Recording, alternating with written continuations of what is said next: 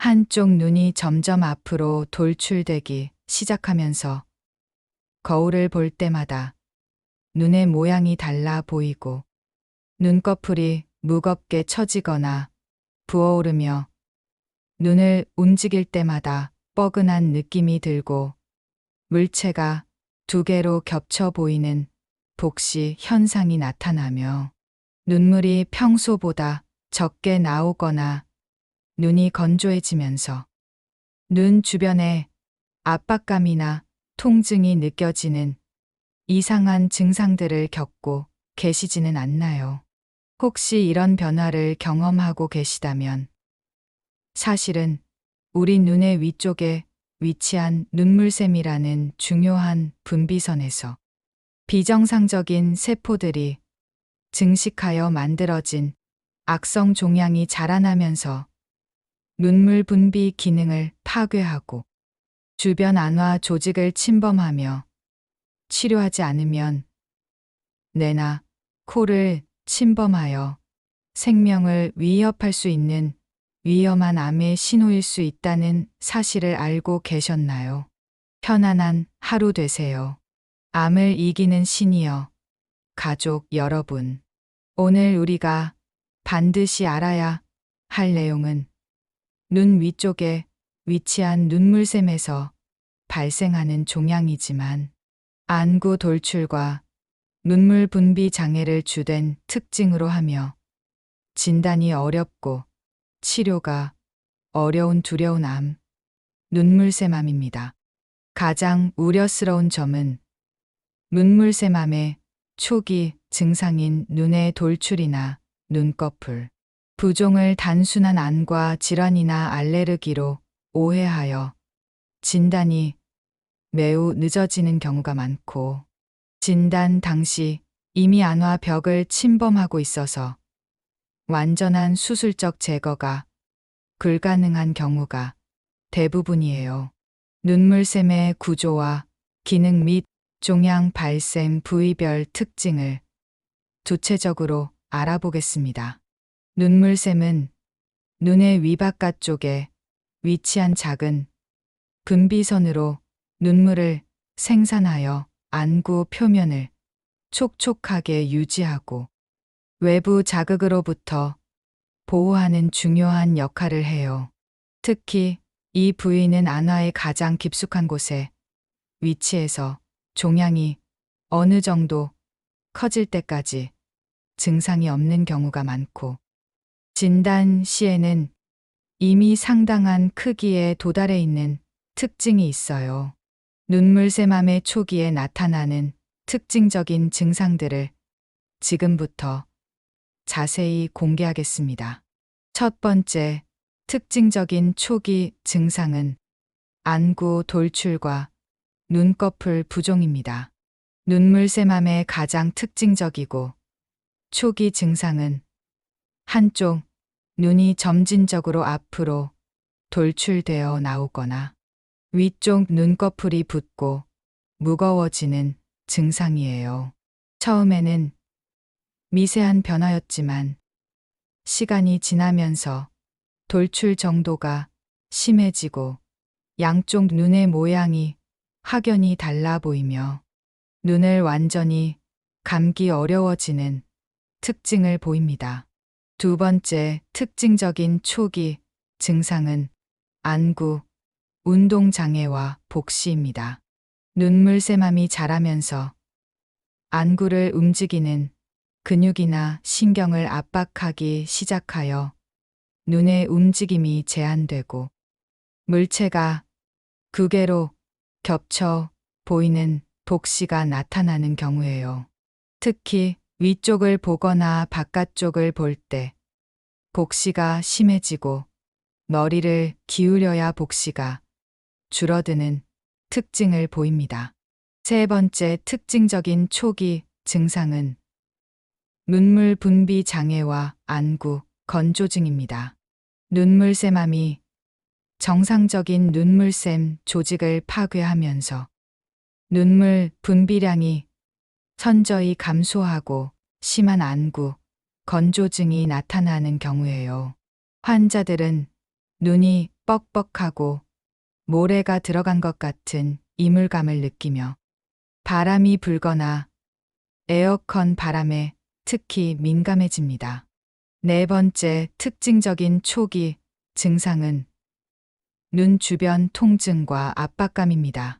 눈물새맘이 자라면서 제한된 안화 공간, 내 압력이 증가하여 눈 위쪽이나 관자놀이 부위에 지속적인 통증이나 압박감이 나타나는 경우예요.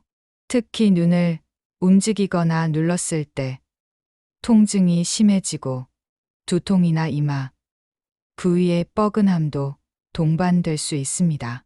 다섯 번째 특징적인 초기 증상은 시력 저하와 시야 결손입니다. 눈물새맘이 시신경을 압박하거나 안구의 정상적인 위치를 변화시키면서 시력이 떨어지거나 시야의 일부분이 보이지 않는 증상이 나타나는 경우예요. 특히 주변 시야부터 점차 좁아지기 시작하고 색깔, 구별이나 밝기 감지에도 이상이 생길 수 있습니다. 눈물새맘이 생기는 주요 원인들을 체계적으로 살펴보겠습니다. 첫 번째이자 가장 중요한 원인은 방사선 노출과 환경적 요인입니다. 눈물새맘 발생의 가장 확실한 위험 요인은 과거 방사선 치료를 받은 것으로, 특히 어릴 때 망막모세포종이나 다른 안구 질환으로 방사선 치료를 받은 경우 발생 위험이 높아져요. 특히 방사선 치료를 받은 분들은 눈물새맘 위험이 일반인보다 20배에서 60배 이상 높아지게 되는 무서운 현실이 있으며 치료 후 수십 년이 지나서도 발생할 수 있어서 평생 주의가 필요합니다. 두 번째 중요한 원인은 유전적 요인과 가족력입니다. 일부 눈물새맘은 특정 유전 증후군과 관련이 있으며 가족 중에 안구 종양이나 다른 분비선 종양 병력이 있는 분들에게서 발생 위험이 높아져요.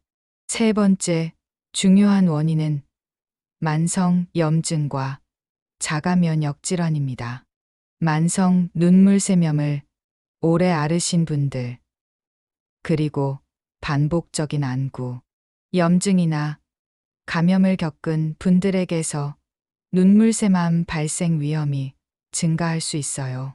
특히 만성적인 눈물샘 기능 저하를 겪으신 분들은 눈물새맘 위험이 일반인보다 5배에서 12배 이상 높아져서 정기적인 검진이 필요합니다.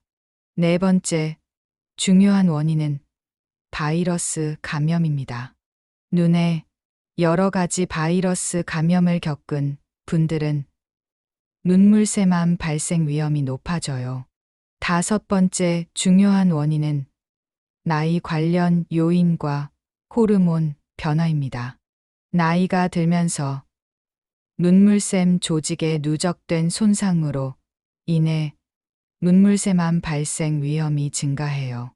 특히 40세 이후부터는 눈물새맘을 포함한 안화 종양 발생률이 증가하기 시작하며 폐경 후 여성에서는 호르몬 변화도 일부 분비선 종양 발생에 영향을 미칠 수 있어서 중년 이후 정기적인 안과 검진이 중요합니다.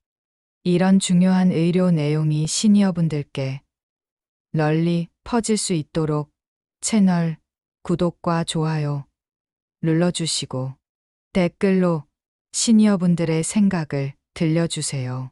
눈물새맘 조기 발견을 위한 가장 중요한 검사는 안화, 자기공명 영상 촬영과 조직 검사입니다. 조영제를 사용한 안화, 자기공명 영상 촬영으로 종양의 정확한 위치, 크기, 주변 조직과의 관계를 확인하고 확진을 위해서는 조직 생검이 필수적이에요. 안구 돌출계를 이용한 측정과 안구 운동검사, 전산화단층 촬영 검사를 통한 뼈 침범 여부 확인도 중요하며 전이 여부 확인을 위한 전신 검사도 함께 시행합니다. 하지만 즉시 치료하지 않으면 이 암은 환자의 눈에서 일어나는 파괴적인 변화를 당장 살펴보세요. 눈물샘암이 악화되면서 환자의 몸에서 벌어지는 무서운 과정을 지금 반드시 확인하세요. 초기 눈물샘암 환자가 겪는 첫 번째 몸의 변화는 눈물 분비 기능 완전 상실과 심각한 안구 건조증입니다. 눈물샘암이 정상적인 눈물샘 조직을 점진적으로 파괴하면서 눈물 생산 능력이 완전히 상실되기 시작해요. 환자분들은 처음에는 가벼운 안구, 건조감 정도로만 느끼지만 실제로는 눈을 보호하고 윤활하는 필수적인 눈물 분비 기능이 종양에 의해 완전히 차단되고 있어서 각막 손상이나 심각한 감염, 심한 경우 실명까지 진행될 위험이 수개월에서 수년 내에 점진적으로 나타날 수 있는 매우 위험한 상황입니다. 두 번째, 몸의 변화는 안구 돌출과 외관 변형입니다. 눈물샘암이 자라면서 제한된 안화 공간을 차지하기 시작하여 안구가 점점 앞으로 릴려나오기 시작해요. 환자들은 처음에는 한쪽 눈이 약간 튀어나온 정도였지만 점차 심각한 안구 돌출로 인해 눈을 완전히 감을 수 없게 되고 각막이 건조해지거나 궤양이 발생하며 외관상 심각한 비대칭으로 인해 사회생활에 큰 지장을 주는 고통스러운 상황에 직면하게 됩니다. 세 번째, 몸의 변화는 안구, 운동 완전 마비와 복시 악화입니다. 눈물샘암이 안구를 움직이는 근육이나 그 주변 신경을 침범하면서 눈의 움직임이 심각하게 제한되고 지속적인 복시가 발생하기 시작해요. 환자들은 물체가 2개로 보이거나 3개로 보이는 심한 복시로 인해 일상생활이 불가능해지고 계단 오르내리기나 운전이 극도로 위험해지며 독서 같은 기본적인 활동도 할 수 없는 심각한 기능장애 상황에 처하게 됩니다. 네 번째, 몸의 변화는 시력 저하와 시야, 결손입니다. 눈물샘암으로 인한 안구, 위치 변화와 시신경 압박으로 인해 시력이 급격히 떨어지고 시야의 일부분이 보이지 않기 시작해요. 환자들은 처음에는 흐릿하게 보이는 정도였지만 점차 중심 시력까지 상실되고 색깔 구별이나 밝기 감지에도 문제가 생겨서 시각적 정보 인식이 거의 불가능해지는 심각한 시각장애 상황에 처하게 됩니다. 다섯 번째, 몸의 변화는 안구 감염과 각막 손상입니다. 눈물샘암으로 인한 눈물 분비 완전 중단과 눈꺼풀 기능 이상으로 인해 안구 표면이 보호받지 못하고 세균 감염이 발생하기 시작해요. 환자들은 각막의 궤양이나 천공이 발생하고 안구 내부로 감염이 확산되며 극심한 안구 통증과 함께 화농성 분비물이 나오고 심한 경우 안구적 출술이 필요한 위험한 상황에 처하게 됩니다. 초기 단계의 치료 방법은 안구 보존 종양적 출술과 방사선 치료입니다. 최근 연구에 따르면 안구와 눈꺼풀을 보존하면서 종양만 완전히 제거하고 수술 후 방사선 치료를 병행하는 치료법이 기존의 안화 내용물 제거술과 비슷한 효과를 보이면서도 기능과 외관을 보존할 수 있어요. 필요시 눈물 대체 요법이나 인공 눈물 삽입술을 통해 안구 건조증을 관리합니다. 중기 눈물샘암 환자가 겪는 첫 번째 심각한 변화는 안화벽 침범과 두개강 압박입니다. 중기 눈물샘암이 안화벽을 뚫고 두개강 내로 침범하기 시작하면서 뇌와 뇌막을 압박하고 뇌압을 상승시켜요. 더욱 위험한 것은 종양이 전두엽이나 측두엽을 직접 침범하거나 뇌혈관을 압박하여 뇌경색이나 뇌출혈을 일으킬 수 있고 뇌압 상승으로 인한 의식 저하나 뇌탈출 위험이 높아져서 즉시 응급 뇌수술이 필요한 생명이 위험한 상황에 이를 수 있다는 점입니다. 두 번째, 심각한 변화는 부비동 침범과 호흡기 폐쇄입니다. 중기 눈물샘암이 사골동이나 상악동 등 주변 부비동으로 침범하면서 코막힘이나 호흡, 곤란이 발생하고 부비동염이 반복적으로 나타나요. 환자들은 만성적인 코막힘과 농성 분비물, 후각 상실이 나타나고 심한 경우 비강이나 구강으로 종양이 돌출되어 나오며 호흡이나 음식 섭취에 심각한 장애가 발생하여 기관 절개술이나 위루술이 필요한 복잡하고 어려운 상황에 처하게 됩니다. 세 번째 심각한 변화는 국소 재발과 광범위 침윤입니다. 중기 눈물샘암이 수술 후에도 미세하게 남아있던 암세포들이 재성장하기 시작하거나 처음부터 광범위하게 주변 조직을 침윤하여 완전 제거가 불가능해져요.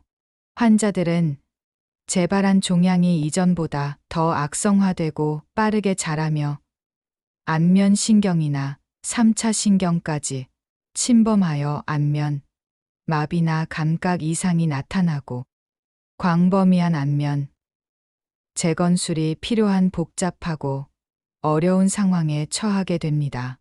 네 번째, 심각한 변화는 신경 침범과 안면, 기능 상실입니다.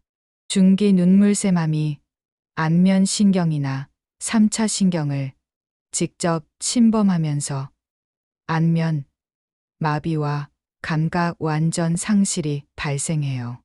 환자들은 입꼬리가 돌아가거나 눈을 감을 수 없고 이마에 주름을 잡을 수 없으며 안면, 감각이 완전히 사라져서 음식을 씹거나 삼키는 것이 어려워지고 침이 흘러나와서 사회생활이 거의 불가능한 상황에 처하게 됩니다.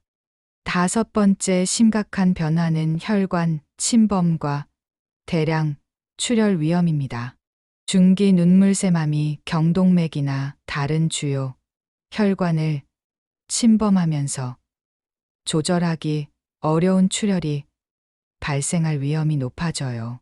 환자들은 갑작스러운 대량 출혈로 인한 출혈성 쇼크에 빠질 수 있고 응급 수술이나 혈관 색전술 같은 응급 처치가 필요하지만 종양과 혈관의 광범위한 유착으로 인해 지혈이 극도로 어려운 생명이 위험한 상황에 이르게 됩니다.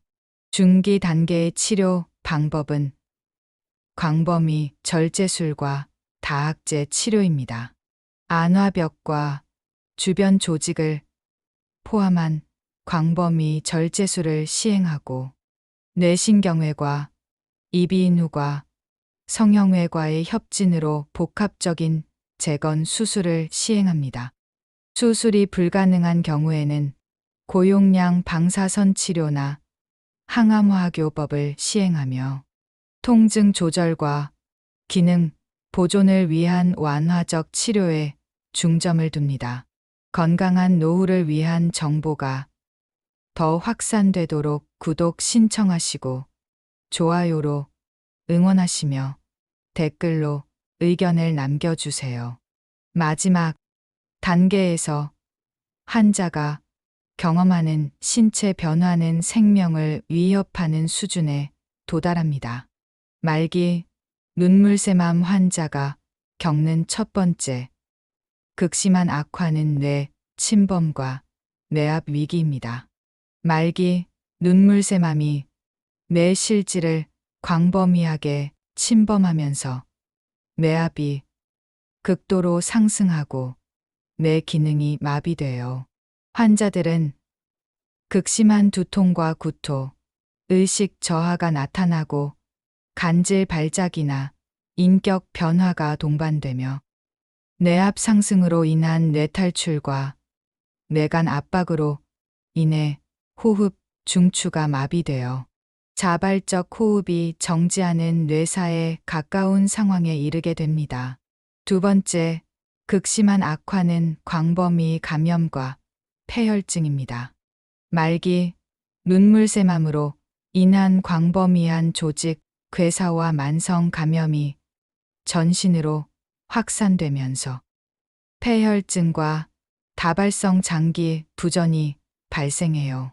환자들은 고열과 혈압 저하, 호흡 곤란이 나타나고 신장과 간 기능이 급격히 악화되며 강력한 항생제와 승합제, 투석 치료에도 불구하고 전신 상태가 회복되지 않는 극도로 위험한 상황에 이르게 됩니다. 세 번째, 극심한 악화는 대량 출혈과 순환 붕괴입니다.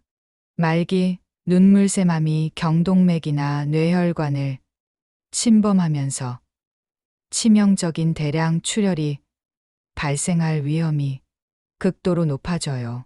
환자들은 갑작스러운 대출혈로 인해 수분 내에 출혈성 쇼크에 빠지고 혈압과 심박수가 측정되지 않으며 응급수술이나 대량 수혈을 시행해도 지혈이 불가능한 상황에서 심정지가 발생하는 생명이 위험한 상황에 이르게 됩니다. 네 번째, 극심한 악화는 호흡 부전과 산소 공급 중단입니다. 말기 눈물샘암으로 인한 기도, 최쇠나 뇌간 압박으로 호흡을 조절하는 신경, 중추가 완전히 마비되면서 자발적 호흡이 완전히 정지해요. 다섯 번째, 극심한 악화는 극심한 통증과 조절 불가능한 고통입니다. 말기 눈물샘암으로 인한 광범위한 조직 침범과 신경 압박으로 인해 머리와 얼굴 전체에서 동시에 극심한 통증이 발생해요. 말기 상황에서의 의료 대처법은 환자 고통 완화와 존엄한 나짐막에 집중합니다. 근본적 치유보다는 환자분의 극심한 통증과 호흡, 곤란 완화를 통해 생활의 질을 개선하는 데 주력하는 치료 접근법이에요. 강력한 마약성 진통제나 신경 차단술, 완화적 방사선 치료와 편안한 환경 조성도 증상 완화에 도움이 되어 환자의 고통을 줄이고 가족들과의 소중한 마지막 시간을 평안하게 보낼 수 있습니다. 하지만 절망적인 상황에서도 기적이 일어납니다. 눈물샘암을 완전 극복하신 시니어분들의 놀라운 회복 성공담을 전해드립니다. 첫 번째, 회복 이야기의 주인공은 58세 최모 어르신입니다. 우측 눈물샘에 발생한 4cm 크기의 선낭포암으로 심한 안구, 돌출과 시력 저하, 안구, 운동마비에 시달리셨어요. 의료진은 안구 보존 종양적 출수를 통해 안구와 눈꺼풀을 보존하면서 종양만 완전히 제거하고 수술 후 고정밀 방사선 치료를 시행했습니다. 치료 과정이 매우 힘들었지만 가족들의 끝없는 사랑과 체계적인 재활 치료로 모든 어려움을 극복하셨어요. 현재 치료 후 5년째 건강하게 지내고 계시며 안구 돌출이 거의 정상화되고 시력도 85% 이상 회복되어 정상적인 일상생활이 가능해졌습니다. 두 번째 기적 같은 회복을 보여주신 분은 61세 김모 할아버지입니다. 좌측 눈물샘에 발생한 다형성 선암이 안화벽을 침범한 상태에서 발견되어 안구적 출수를 권유받았지만 포기하지 않고 새로운 표적항암 치료에 도전하기로 결심하셨습니다. 표적 치료제와 면역항암 치료를 병행하고 동시에 정위적 방사선 수술을 시행하는 통합 치료를 받으셨어요. 현재 치료 후 4년째 건강하게 지내고 계시고 종양이 천저히 줄어들고 안구 기능이 상당히 회복되어 거의 정상적인 생활이 가능하며 손자들과의 소중한 시간을 건강하게 보내고 계십니다. 세 번째, 치료 성공의 주역은 63세 박모 할머니입니다. 양측 눈물샘에 발생한 다발성 점액표피양암으로 인해 양쪽 눈이 모두 돌출되고 시력이 거의 상실된 상태에서 발견되어 치료가 불가능하다는 판정을 받았지만 새로운 면역항암 치료에 마지막 희망을 걸기로 결심하셨어요. 치료 과정에서 일시적인 면역 부작용과 안구 기능 악화를 겪으셨지만 의료진과의 긴밀한 협력과 맞춤형 재활 프로그램으로 모든 위기를 극복하셨습니다. 현재 치료 후 3년째 건강하게 지내고 계시며 종양이 안정적으로 조절되고 한쪽 눈의 기능이 절반 이상 회복되셨습니다. 대체 어떻게 이런 기적적인 결과가 나올 수 있을까요? 바로 세 가지 혁신적인 치료, 기술 덕분입니다. 예전에는 상상도 못했던 치료법들이 실제 환자분들을 완치로 이끌고 있거든요. 첫 번째, 혁신적인 치료법은 안구보존 종양적 출술과 정밀 방사선 치료의 병용입니다. 기존의 안환의 용물 제거술과 달리 안구와 눈꺼풀을 보존하면서 종양만 정밀하게 제거하고 수술 후 고정밀 방사선 치료를 병행하여 재발을 방지하는 21세기 최첨단 치료 기법으로 기능과 외관 보존율이 95% 이상인 혁신적 치료법입니다. 두 번째, 혁신적인 치료법은 둔자 표적 맞춤형 항암 치료입니다. 눈물샘암의 특정 유전자 변이를 초적으로 하는 맞춤형 표적 치료제나 혈관, 신생을 억제하는 치료제를 사용하여 전이되거나 재발한 눈물샘암도 효과적으로 조절하는 정밀의학적 접근법입니다. 세 번째, 혁신적인 치료법은 인공 눈물 시스템과 기능 재건술입니다. 손상된 눈물샘 기능을 대체하는 인공 눈물 펌프나 다른 분비선을 이용한 눈물 재건수를 통해 안구 건조증을 해결하고 정상적인 안구 기능을 유지하는 혁신적 재건 치료 기법입니다. 소중한 건강 정보를 더 많은 어르신들께 전하기 위해 구독하시고 좋아요 눌러주시며 댓글로 경험을 나눠주세요. 눈물샘암을 막기 위해 모든 시니어분들이 실천해야 할 생활 수칙들을 알려드립니다. 가장 중요한 첫 번째 방법은 안구 돌출과 눈꺼풀 변화의 조기 인식입니다. 한쪽 눈이 돌출되거나 눈꺼풀이 부어오르는 증상, 안구 운동장애나 복시가 나타나면 단순한 안과 질환으로 여기지 말고 즉시 안과나 안면성형외과에서 정밀 검사를 받으세요.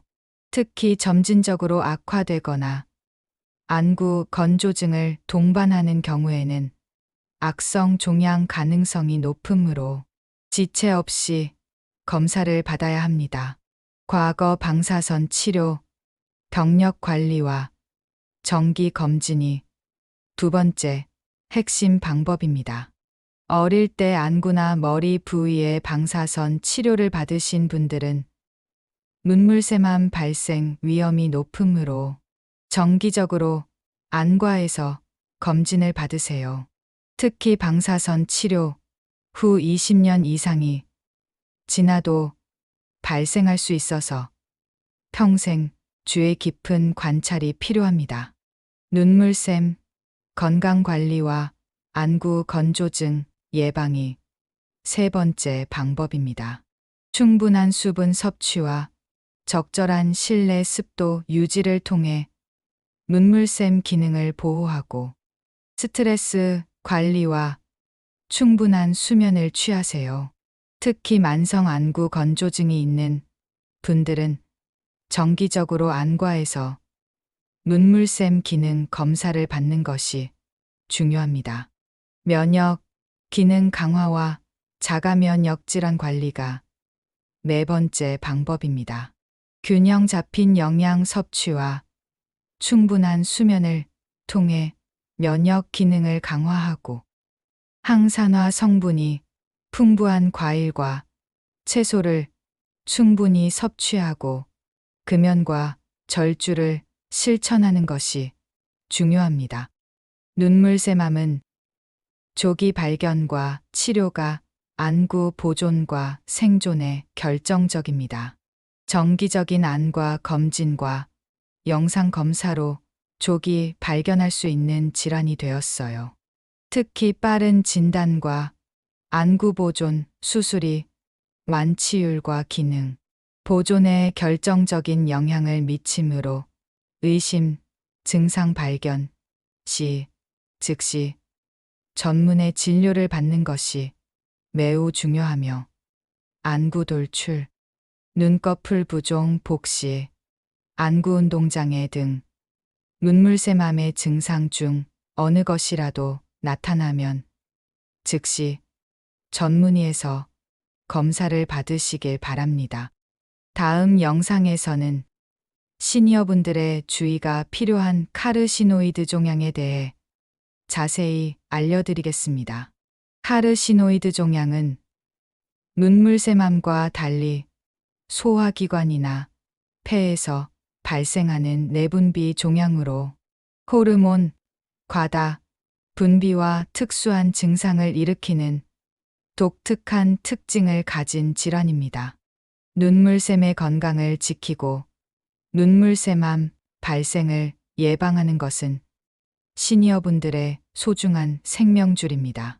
정기적으로 눈과 눈꺼풀 상태를 관찰하시고 이상 증상에 대비한 응급 의료 체계를 구축하여 눈 건강을 지켜나가시기 바랍니다. 오늘 함께 살펴본 눈물샘암 정보 중에서 가장 기억에 남으셨던 부분이나 평소 눈 건강을 위해 실천하고 계신 특별한 방법이 있으시다면 댓글로 나눠주세요. 오늘 영상이 도움이 되셨다면 시니어 건강을 위한 다른 전문 채널들도 확인해 보세요. 링크는 설명란에 준비되어 있습니다. 평온한 일상 보내세요.